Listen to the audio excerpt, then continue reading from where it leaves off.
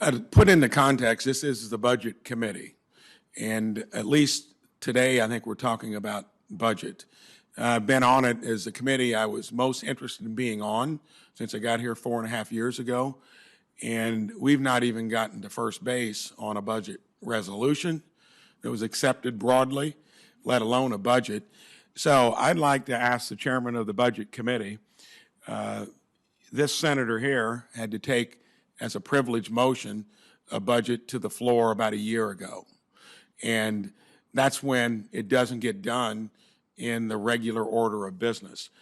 Would you commit to you and I at least working when the new fiscal year starts on October 1st, that we will bring a budget to the Senate floor that we craft here and spend the time on the Budget Committee through regular order, like you do everywhere else, to get a budget that we would at least get out of this committee?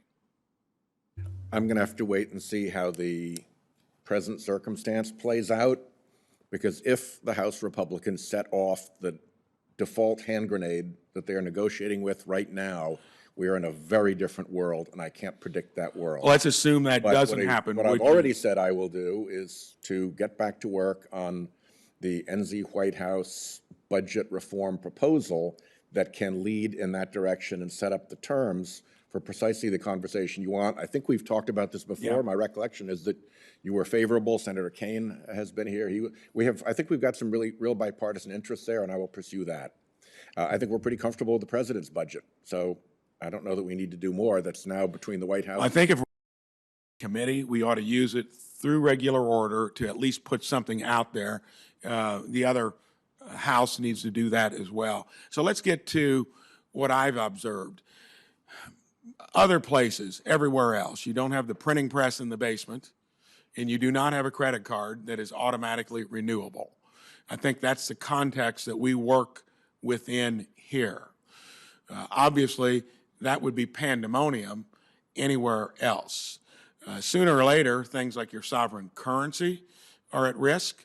We saw what happened in Europe when Greece, Spain, Portugal, and Italy fell off the wagon not too many years ago, got them back in line. And my observation has been that the ability for our unique economy to raise revenue, we ought to at least look to see what that maximum amount would be without threatening economic growth.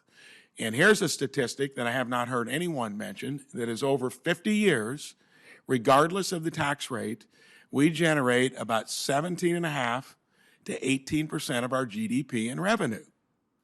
So that means through high rates, obviously, you get lower economic growth. The Trump tax cuts, those were chump change. If you give the full $150 billion to them, that would only be 7% or so of our current structural deficits. So my question is going to be to every one of you, and give me a fairly brief answer because I'm going to have another one. Is that a reasonable place to be than to where we just live within it? Is there more capacity? Is there not?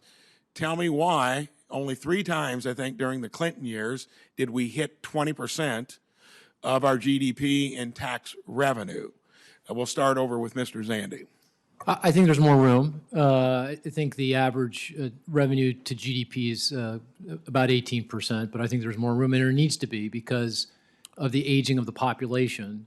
There's more folks that need Social Security and Medicare, and that is a significant, just keeping spending per person constant in real dollars. Do you have a level that you think that you'd be comfortable with that wouldn't strain economic growth and that would be reasonable? Yeah, I think somewhere between 20 and 22% in that range. Yeah, and I think that'd go a long way to addressing our long-term fiscal issues. But we need spending restraint on top of that. And by the way, that would be about 3 to 5% lower than where we're currently at, with $7 trillion divided by our, what is our GDP, like 26 trillion roughly? 25. Okay, so we're way above 25% currently, and that's not sustainable. Ms. Hooper, what do you say? Of course, I was talking long run, not. Yes, I know long run. Ms. Hopper. Yes, I will say I am the attorney, not the economist again, so I will defer to my colleagues here. Okay. I've modeled out the tax numbers, and you could probably get to about 20% of GDP tops, especially on terms of taxing the rich.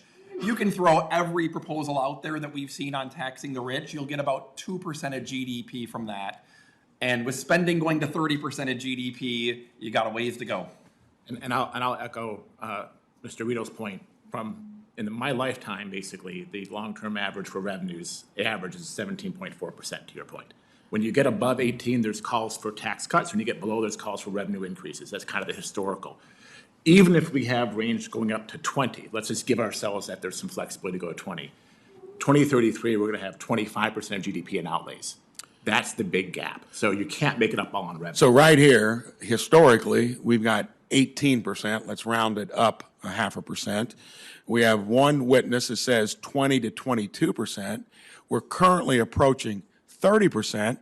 So, Mr. Chairman, I would think that one simple way to get bipartisanship would be to at least establish what the capability is of this federal government and then live within it.